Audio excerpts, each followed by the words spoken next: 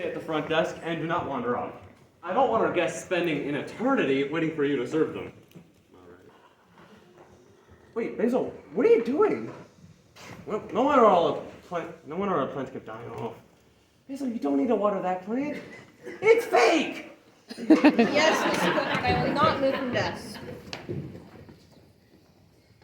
Beth, Greta, can you believe that the wealthy and famous Fairfaxes are coming to stay here at our hotel? They just wired and booked a room yesterday. I have a friend who works at a hotel they stayed at once, and she says they're big-time tippers.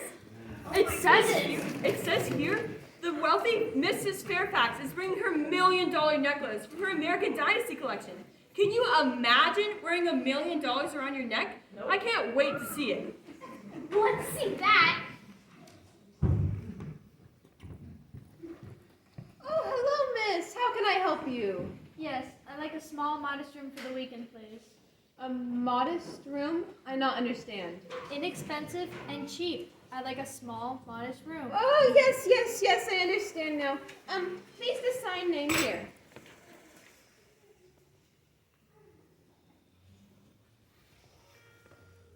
Oh, no. I must not leave desk for any reason. My boss says so. You can carry tea for yourself. Good exercise.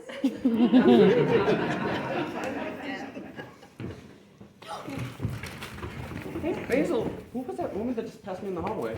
Oh, she is a new guest, sir. Mrs. X. Mrs. X? What name is that? Mrs. X?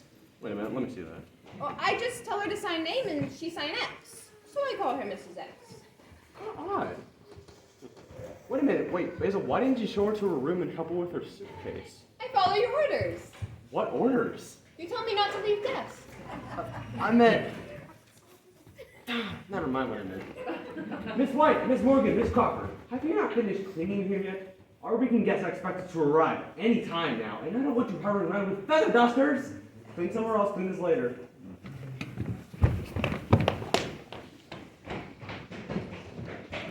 Oh, hello, Mrs. X. You find modest room all right? Yes. No. Thanks. To...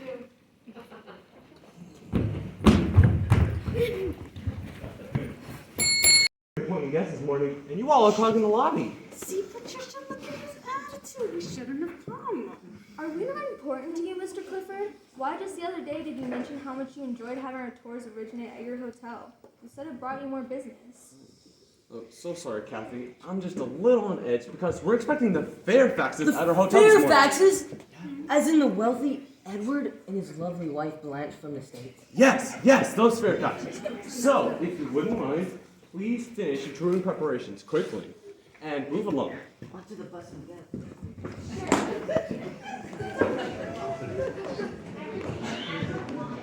Wait, did you see that? An English tea garden tour.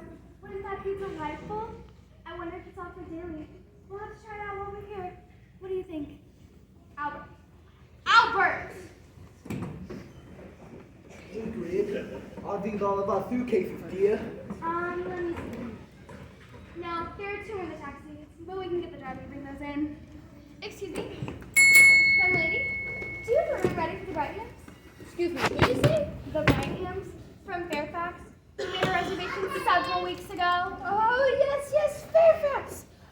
We have best room for you. Biggest and nicest in the whole hotel. Oh, splendid. Did you hear that, dear? We've got the nice room in the hotel. Yes, I heard, dear. I'm not deaf, you know. Young lady, take these cases up to her room. Albert, let us go and see what's taking the driver so long with the other cases. What is Mr. Clifford, Mr. Clifford! What? Spit it out, woman. Spit it out? It's just an expression, Basil. Tell me, what's the matter? The Fairfax is here! They are where? They are. Oh, they go put other suitcases outside. These Fairfax suitcases, too. Really? All right, calm down. I will take these suitcases up to the room, and then you can help up with the other one once they're coming. Oh gosh.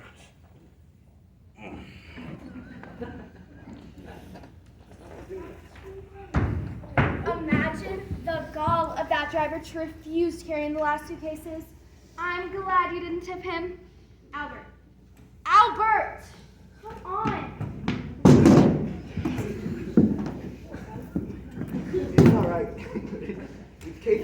quite right. In fact, they feel empty. That's because they are.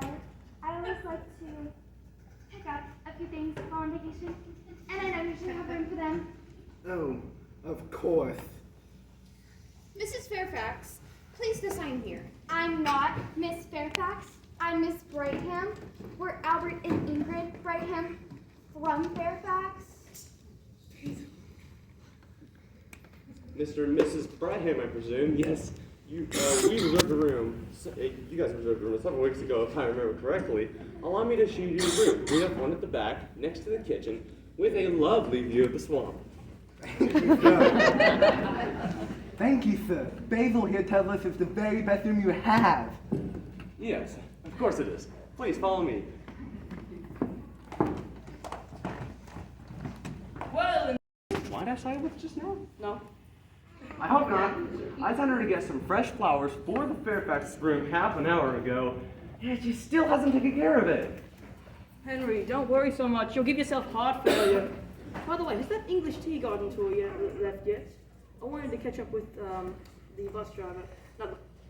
Wait, hold on a minute. Which one is it? Oh, that's right. Yeah. The woman. She seems very lovely. Wait, I mean, what? she's very knowledgeable about flowers. Oh, sorry, old chap. You just missed them. I kicked them out of here, or rather, I suggested that they leave a little early today, since we're expecting some very special guests. Oh, that's right. I remember. That's what you all tied up in knots, chap. The wealthy and famous Fairfaxes. You know, some of us here are actually poor. True. Right, so I might stick around to catch their arrival. It's about the only other thing happening in this stuffy little hotel. Hello there. I don't think I've seen you in here before. How do I have a bit of paper there? Rochester and her case in her room.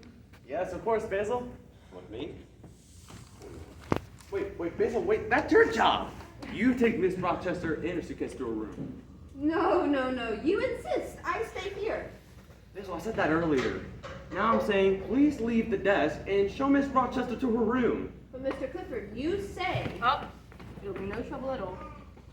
Allow me. I'll show you to your room, ma'am. Flowers for the Fairfax room! Whoa, we're looking everywhere for them. Hey, Basil, did you see who put these here? Mr. Clifford, sir! I saw them. I was upstairs cleaning all the rooms and I saw them out the window. Who? The Fairfaxes! They've arrived! Beth, go order from the other staff and do a final check on the room. Quick! Oh! Beth, come back! Beth, come back. Here, take these and put them in the room. Quick! Excuse me, Mr. Clifford, but we seem to be out of soap, toilet paper, shampoo, and towels. Clearly your mates forgot to stock our room. I don't have time for this. Mrs. Brightham, I'm deeply sorry that this happened. Basil here to provide you with whatever items you need. It's alright, Basil. I'm finally relieving you of your duties at the front desk. Don't worry. Please to come with me, Miss Lightham. Brightham, it's Miss Brightham with a B.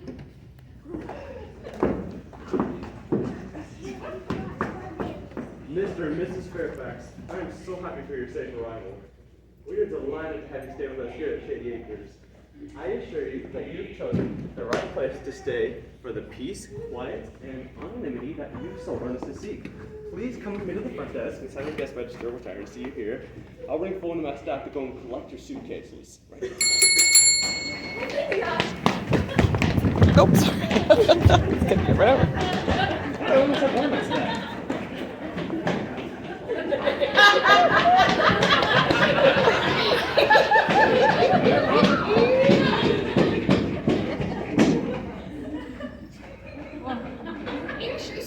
Thank you. That's very kind of you, Mr. Clifford.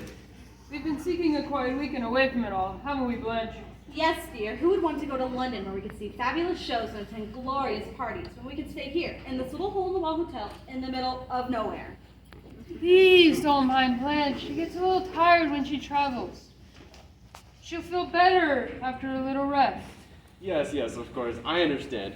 Please follow me and I'll show you your room. Get this. It's the best we have to offer. Oh, I can hardly wait to see it. Come on. You're quite right, Henry. This is a very quaint location. And thank you again for allowing us to use your hotel safe to store some of our more valuable items. There you go. Eddie? Eddie Fairfax? I don't believe it's you. Hey. Chester and I are acquaintances from a few years back. Acquaintances? Is that what I've been reduced to in your memory? We were engaged for almost a year until you met that woman. What's her name? Blanche! Yes, that's it. Blanc.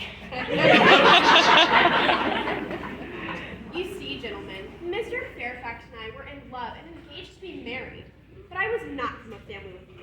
So Edward's family took it upon themselves to find him a wife with status and money.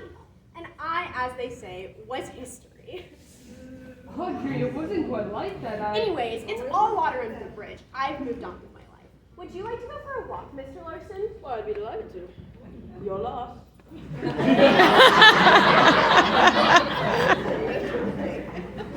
Well, I bet that was a shock. You arrived for a weekend of privacy and you run into an old fiancé. Ew. Hey, if she's stopping to marry for money, she's latching on to the wrong fellow. He's as penniless as a pauper. He can't even pay his hotel bill. He's been staying here for about 2 weeks now, claiming that he's waiting for an advance from his brother. Oh, why do you allow him to stay then? Well, we like his company. He's a rather charming and friendly character. We don't get many visitors. Mr. Clifford! Mr. Clifford! Mr. Clifford! Mr. Fairfax, I'm so sorry to interrupt, but Mrs. Brightham is driving me mad. She claims that her room did not come with a shower curtain. I swear there was one in the loo this morning when I cleaned it. All right, Miss Crawford, just go bring her another shower curtain. We don't have any more shower curtains. Give her yours. Huh? Wait, where are you going with those? So they're from Mr. and Mrs. Brightham.